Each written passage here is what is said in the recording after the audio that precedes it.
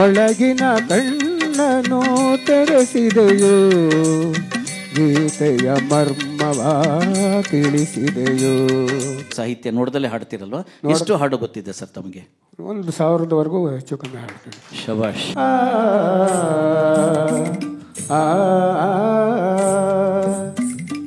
ಪವಡಿಸು ಪರಮಾತ್ಮ. ಕುಮಾರಣ್ಣವರು ಪವಡಿಸು ಪರಮಾತ್ಮ ಆಡ್ತಾ ಇದ್ರು.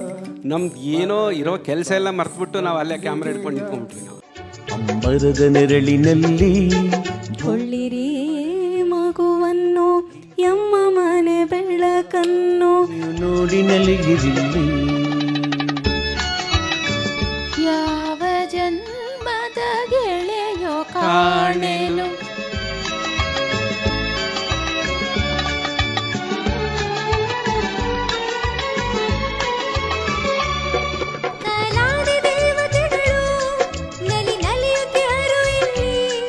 ಕನ್ನಡ ಎನ್ನುವುದು ಜೀವನದಿ, ಗಿರಿವನ ಸಂಪದ ಎರಡು ಬದಿ. ಪಂಪ ಮಹಾಚಲ ಜೋಡಿ ಶಿಖರಗಳು, ರನ್ನನ ಉನ್ನತ ಧವಳಗಿರಿ. ಶಿವಶರಣರ ವಿಸ್ತಾರದ ಬಯಲು, ಧುಮ್ಮಿಕ್ಕುವ ಹರಿಹರನ ಝರಿ. ಕೃಷ್ಣದೇವರಾಯನಾಳಿದಂಥ ವೈಭವದ ನಾಡು ನಮ್ಮದು. ಕಮನೀಯ ಕಲೆಗಳ ಬೀಡು ನಮ್ಮದು. ಕಲ್ಲು ಸಕ್ಕರೆಯಷ್ಟೇ ಸಿಹಿಯಾದ ಭಾಷೆ ನಮ್ಮದು. ಇಂಥ ಸಿರಿಗನ್ನಡದ ನಾಡಿನಲ್ಲಿ, ಗಂಧದ ಬೀಡಿನಲ್ಲಿ ನಾವಿದ್ದೇವೆ. ಕನ್ನಡದ ಮನಸ್ಸುಗಳೆಲ್ಲ ಒಂದಾಗಿ ಕನ್ನಡವನ್ನು ಪ್ರೀತಿಯಿಂದ ಸಂಭ್ರಮಿಸುವಂಥ ಕಲಾಭೂಮಿಯ ರಾಜ್ಯೋತ್ಸವ ಕಾರ್ಯಕ್ರಮಕ್ಕೆ ಆಗಮಿಸಿರುವಂಥ ಎಲ್ಲ ಬಂಧುಗಳಿಗೂ ಅತ್ಯಂತ ಆದರದ ಆತ್ಮೀಯವಾದಂಥ ಸ್ವಾಗತ, ಸುಸ್ವಾಗತ. ನಮ್ಮೆಲ್ಲರನ್ನ ಒಟ್ಟುಗೂಡಿಸಿ ಇಂಥದ್ದೊಂದು ಕಾರ್ಯಕ್ರಮವನ್ನು ಆಯೋಜನೆ ಮಾಡಿರುವಂಥ ಕಲಾಭೂಮಿಯ ನಾವಿಕ, ಸಿರಿಕಂಠದ ಗಾಯಕ, ಸಹೃದಯಿ ಸಂಘಟಕ, ದೃಶ್ಯ ಕರೋಕೆ ಬ್ರಹ್ಮ ಆಗಿರುವಂಥ ಶ್ರೀಯುತ ಅರವಿಂದ್ ಸತೀಶ್ ಅವರಿಗೂ ಕೂಡ ಅಭಿನಂದನೆಗಳನ್ನು ತಿಳಿಸೋಣ.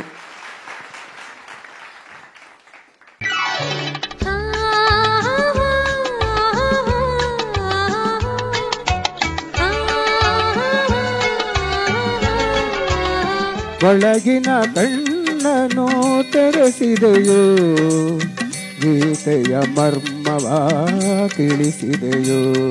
ಸಾಹಿತ್ಯ ನೋಡ್ದಲ್ಲೇ ಹಾಡ್ತಿರಲ್ವ? ಎಷ್ಟು ಹಾಡು ಗೊತ್ತಿದೆ ಸರ್ ತಮಗೆ? 1000ವರೆಗೂ ಹೆಚ್ಚು ಕಮ್ಮಿ ಹಾಡ್ತೀನಿ. ಶಬಾಷ್. ಸನಿ ದಪ ಮರಿಸ, ಸನಿ ದಪ ಮರಿಸ ದಮ ಪ ಸನಿ ಸಮ ಪರಿಸ ನಿ ನಿ ಸಮ ಪರಿಸ ನಿ ನಿ ಸ ದಮ ಪ ಸನಿ ದಪ ಪ ಸನಿ ದಪ ಮ ಕರಿಸ.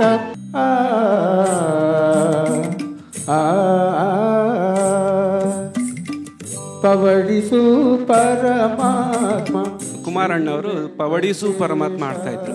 ನಮ್ದು ಏನೋ ಇರೋ ಕೆಲಸ ಎಲ್ಲ ಮರ್ತ್ಬಿಟ್ಟು ನಾವು ಅಲ್ಲೇ ಕ್ಯಾಮ್ರಾ ಹಿಡ್ಕೊಂಡು ನಿಂತ್ಕೊಂಡ್ಬಿಟ್ವಿ. ನಾವು ಅಂಬರದ ನೆರಳಿನಲ್ಲಿ ಕೊಳ್ಳಿರಿ ಮಗುವನ್ನು, ಎಮ್ಮ ಮನೆ ಬೆಳಕನ್ನು ನೋಡಿ ನಲಿಗಿರಿಲ್ಲಿ. ಯಾವ ಜನ್ಮದ ಗೆಳೆಯೋ ಕಾಣೆನು.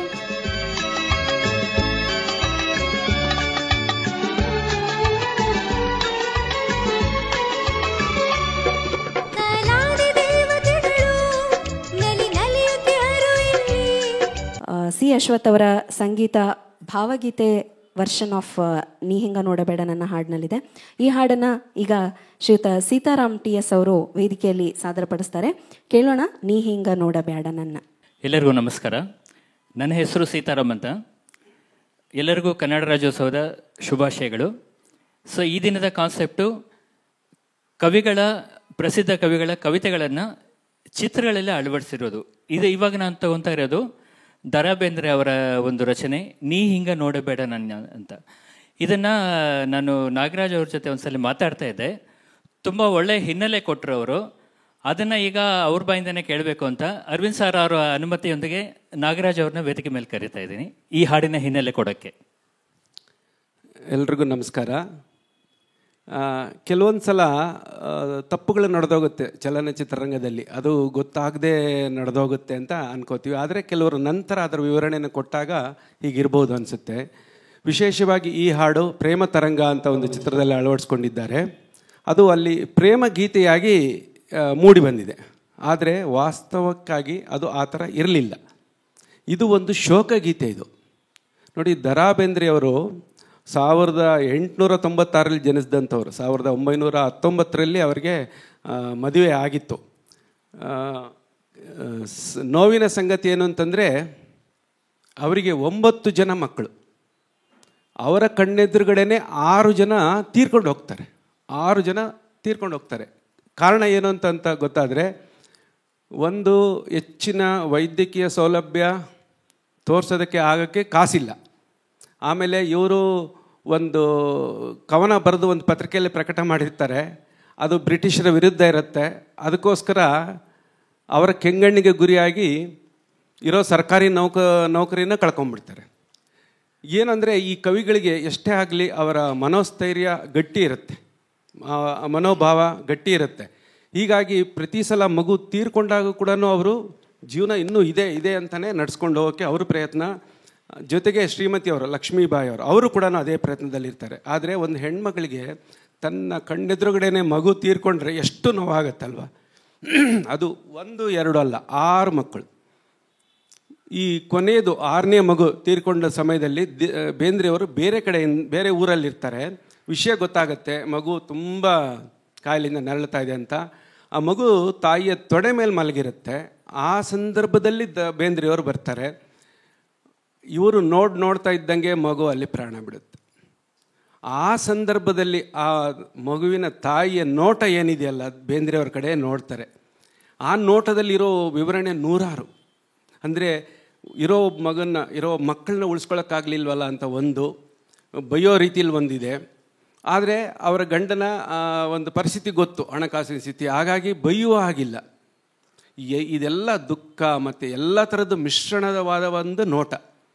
ಬೇಂದ್ರೆಯವ್ರಿಗೆ ಅವರ ಅಸಹಾಯಕತೆಯಿಂದಾಗಿ ಆಗ ಅನಿಸುತ್ತೆ, ನೀನು ಈ ಥರ ನನ್ನನ್ನು ನೋಡಬೇಡ, ನೀನು ಈ ಥರ ನನ್ನನ್ನು ನೋಡಿದ್ರೆ ಬದುಕೋಕ್ಕೆ ನನ್ನ ಕೈಲಿ ಆಗಲ್ಲ, ನನ್ನ ಕೈಲಿ ಆ ಶಕ್ತಿ ಇಲ್ಲ ಅಂತ ಒಂದು ಫೀಲ್ ಬರುತ್ತೆ. ಆ ಕ್ಷಣದಲ್ಲಿ ಅವ್ರೇನು ಕವಿತೆ ಬರೆದಿದ್ದಲ್ಲ, ಅದು ಮಗುವಿಂದೆಲ್ಲ ಮುಗಿದಾದ ಮೇಲೆ ಆ ಕ್ಷಣನ ನೆನಪು ಮಾಡಿಕೊಂಡು ಅವರು ನೀ ಹಿಂಗೆ ನೋಡಬೇಡ ನನ್ನ ತಿರುಗಿ, ನೀ ಹಿಂಗೆ ನೋಡಿದರೆ ನಾ ಹೆಂಗೆ ಜೀವನ ಮಾಡಲಿ, ಹೆಂಗೆ ಬದುಕಲಿ ಅನ್ನೋ ಥರ ಅದನ್ನು ಬರೀತಾರೆ. ಈ ಹಾಡು ಒಂಥರ ನನ್ನ ಪ್ರಕಾರ ಭಾವಗೀತೆಯಲ್ಲಿ ಬೇಂದ್ರೆಯವರ ಅದ್ಭುತ ರಚನೆ. ನಂಬರ್ 1 ಸ್ಥಾನ ಬೇಕಾದರೆ ನಾನು ಕೊಡ್ಬೋದಂತ ಹೇಳ್ತೀನಿ. ಈ ಹಾಡಿನಲ್ಲಿರೋ ಶೋಕನ ನೀವು ಗಮನಿಸಿ. ಇಲ್ಲಿ ಪ್ರೇಮಗೀತೆ ಯಾವುದೂ ಇಲ್ಲ. ಪ್ರತಿ ಸಾಲನ್ನು ನೀವು ನಂತರ ನನ್ನ ಹತ್ರ ಒಂದು ಬರವಣಿಗೆ ಇದೆ, ಅದು ಕಳಿಸ್ತೀನಿ, ಓದ್ಬೋದು. ಪ್ರತಿ ಸಾಲಿನಲ್ಲೂ ಕೂಡ ನೋವಿನ ಛಾಯೆ ಇದೆ. ಅಷ್ಟೇ ಅದ್ಭುತವಾಗಿ ಸೀತಾರಾಮ್ ಅವರು ಮೊನ್ನೆ ಒಂದು ಕಡೆ ಹಾಡಿದ್ರು. ಆ ಭಾವ ತುಂಬಿ ಆಡುವ ಹಾಡುಗಾರಿಕೆ ನಮ್ಮ ಸೀತಾರಾಮ್ ಅವ್ರಿಗೆ ಒಲಿದಿದೆ. ಈಗ ಆ ಹಾಡನ್ನು ಈ ಹಿನ್ನೆಲೆಯೊಳಗೆ ದಯವಿಟ್ಟು ಒಂದು 5 ನಿಮಿಷ ಒಂಥರ ನಿಮ್ಮ ಮನಸ್ಸನ್ನು ಕೇಂದ್ರೀಕರಿಸಿ ದಯವಿಟ್ಟು ಹಾಡು ಕೇಳಿ ಅನ್ನೋದು ನನ್ನ ವಿನಮ್ರ ವಿನಂತಿ. ಧನ್ಯವಾದಗಳು. ಧನ್ಯವಾದಗಳು ನಾಗರಾಜ್ ಅವರಿಗೆ ಉತ್ತಮ ಹಿನ್ನೆಲೆ ಕೊಟ್ಟಿದ್ದಕ್ಕೆ.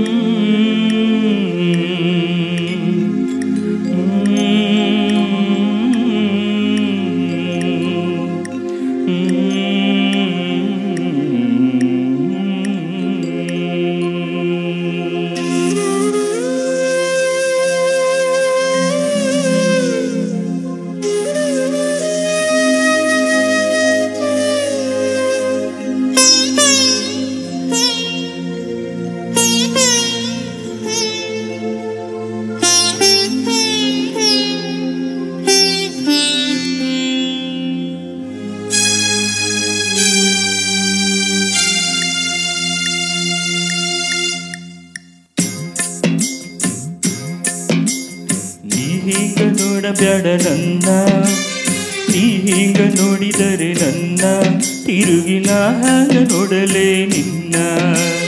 ನೀ ಹಿಂಗ ನೋಡಬೇಡ ನನ್ನ, ನೀ ಹಿಂಗ ನೋಡಿದರೆ ನನ್ನ ತಿರುಗಿನ ಹಾಗ ನೋಡಲೇ ನಿನ್ನ.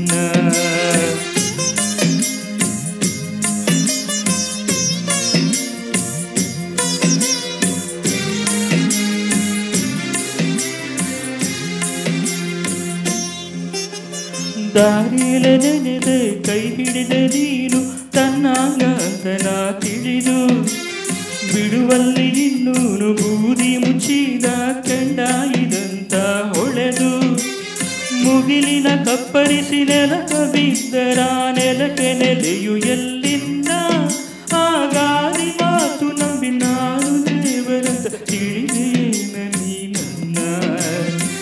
ಹಿಂಗ ನೋಡಬೇಡ ನನ್ನ, ನೀ ಹಿಂಗ ನೋಡಿದರೆ ನನ್ನ ತಿರುಗಿ ನಾಗ ನೋಡಲೇ ನಿನ್ನ.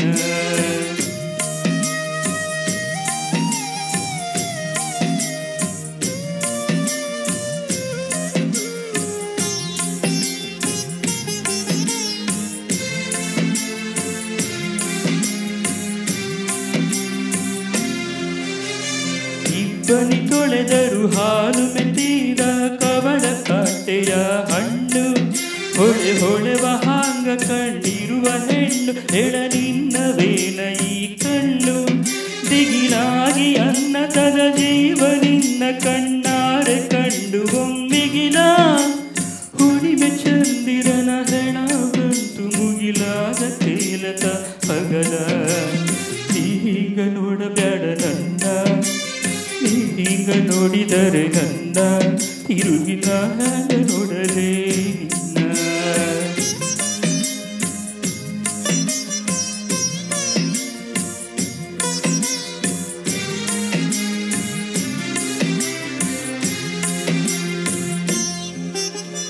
ನಿನ್ನ ಕಣ್ಣಿನಗ ಕಾಲೂರಿ ಮಳೆಯು ನಡನಡಕ ಕುಚಿನಗೆ ಯಾಕ ಹನಿ ಒಡೆಯಲಿಕ್ಕೆ ಬಂದಂಥ ಮೋಡ ತಡೆದಾಂಗ ಗಾಳಿಯ ನೆವಕ ಹತ್ತಾರೆ ಹತ್ತು ಬಿಡು ಹೊನಲು ಬರಲಿ ನಕ್ಯಾಕೆ ಮರಸದಿ ದುಃಖ ಎದೆ ಬಡಿಸಿ ಕೆಡವು ಬಿರಿಗಣ್ಣು ಬೇಡ ತುಟಿ ಕಚ್ಚಿ ಹಿಡಿಯದಿರು ಬಿಕ್ಕ ಈಗ ನೋಡಬೇಡ ನನ್ನ ಈಗ ನೋಡಿದರೆ ನನ್ನ ತಿರುಗಿ ನಾಗ ನೋಡಲೇ ನಿನ್ನ ಈಗ ನೋಡಬೇಡ ನನ್ನ ಈಗ ನೋಡಿದರೆ ನನ್ನ ತಿರುಗಿ ನಾಗ ನೋಡಲೇ ನಿನ್ನ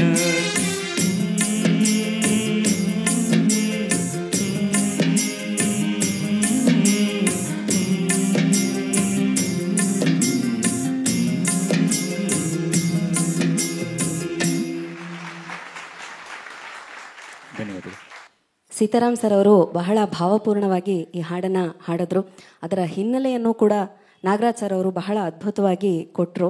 ಅದಕ್ಕಿನ್ನೊಂದು 2 ಸಾಲು ಸೇರಿಸೋದಾದರೆ ಇದು ಒಂದು ವೈಯಕ್ತಿಕವಾದ ಭಾವನೆ. ಆ ವೈಯಕ್ತಿಕವಾದ ಭಾವನೆಯನ್ನು ಸಾರ್ವತ್ರಿಕ ಮಟ್ಟಕ್ಕೆ ಏರಿಸಿ ಒಂದು ಕವಿತೆಯಾಗಿ ಬರೆಯೋದರಲ್ಲಿ ಬೇಂದ್ರೆ ಅವರು ಎತ್ತಿದ ಕೈ. ಅವರ ಎಲ್ಲ ಕವಿತೆಗಳು ಹಾಗೆ, ಅವರ ವೈಯಕ್ತಿಕ ಭಾವನೆ ಅದು ಕವಿತೆಯಾಗಿ ಮೂಡಿಬರುತ್ತೆ. ಇದರಲ್ಲಿ ಒಂದು ಸಾಲು ಬಂತು, ಹುಣಿವಿ ಚಂದಿರನ ಹೆಣ ಬಂತು ಮುಗಿಲಾಗತೇಲತ ಹಗಲ ಅಂತ. ಹುಣ್ಣಿಮೆ ಚಂದ್ರನ ಬಗ್ಗೆ ಎಷ್ಟು ಸುಂದರವಾಗಿ ಬರೆದಿದ್ದಾರೆ ಬೇಂದ್ರೆ ಅವರು ಅಂದರೆ, ದನ ಕರದ ಕಾಲಿನ ಧೂಳಿ ಸಂಜಿಯ ಹೂಳಿ ಮುಗಿಲ ಮುಟ್ಟಿದ ಬೆಳದಿಂಗಳ ನೋಡ ಅಂತ ಅವ್ರದ್ದೇ ಕವನ. ಅದು ಖುಷಿ ಇದ್ದಾಗ ಬರ್ತಿರೋದು. ಅವರು ಸುಖದ ಮನಸ್ಥಿತಿಯಲ್ಲಿದ್ದಾಗ ಬೆಳದಿಂಗಳ ನೋಡ ಅಂತ ಬರೀತಾರೆ. ಅದೇ ಬೆಳದಿಂಗಳ ಚಂದ್ರ ಬೆಳಿಗ್ಗೆ ಕಾಣಿಸ್ದಾಗ ಎಷ್ಟು ಪೇಲಾಗಿರುತ್ತೆ ಅಂದರೆ, ಸೂರ್ಯನ ಬೆಳಕಿನಲ್ಲಿ ಆ ಚಂದ್ರ ತುಂಬ ಪೇಲಾಗಿ ಕಾಣಿಸ್ತಾನೆ. ಅದು ಅಷ್ಟು ಚೆನ್ನಾಗಿ ಕಾಣಲ್ಲ. ಅವ್ರ ಮುಖ ಹೆಂಗಿತ್ತಂದರೆ, ಹುಣ್ಣಿಮೆ ಚಂದ್ರನ ಬೆಳಿಗ್ಗೆ ಕಾಣಿಸಿದ ಚಂದ್ರನ ಹೆಣಕ್ಕೆ ಹೋಲಿಸ್ತಾರೆ ಅವರು. ಹುಣ್ಣಿಮೆ ಚಂದ್ರನ ಹೆಣ ಬಂತು ಮುಗಿಲಾಗ ತೇಲತ್ತ ಹಾಗಲ್ಲ, ಹಂಗಿತ್ತು ಅವ್ರ ಮುಖ ಅಂತ. ಇದು ಬೇಂದ್ರೆ ಅವರಿಗೆ ಮಾತ್ರ ಸಾಧ್ಯ, ಅದಕ್ಕೆ ಅವ್ರನ್ನ ವರಕವಿ ಅಂತ ಕರೆಯೋದು.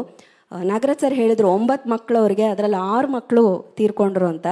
ಇದನ್ನು ಕೂಡ ಅವ್ರದ್ದೇ ಪರಿಭಾಷೆಯಲ್ಲಿ ಹೇಗೆ ಬರೀತಾರೆ ಅಂದರೆ, ದೇವ್ರು ನನಗೆ 9 ಮಕ್ಕಳನ್ನು ಕೊಟ್ಟರು, ನನ್ನ ಯೋಗ್ಯತೆ ನೋಡಿ ನಿನಗೆ ಸಾಕ್ಲಿಕ್ಕೆ ಆಗಂಗಿಲ್ಲಪ್ಪ ತಮ್ಮ, ನಾನು 6 ತೊಗೊಂಡ್ಬಿಡ್ತೀನಿ, 4 ನೀ ಚೆಂದಾಗಿ ನೋಡ್ಕೋ ಸಾಕು ಅಂತಂತಾರ ಅಂಥೇಳಿ ಹಂಗೆ ಹೇಳೋ ಅಂಥ ಕವಿ ಅವರು.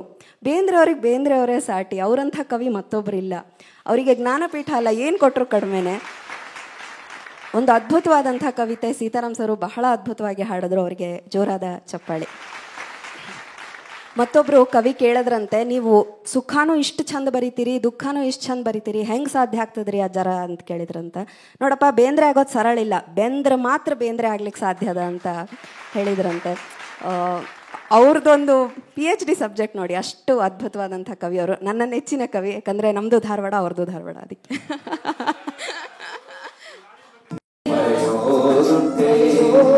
ಮೈಸೂರು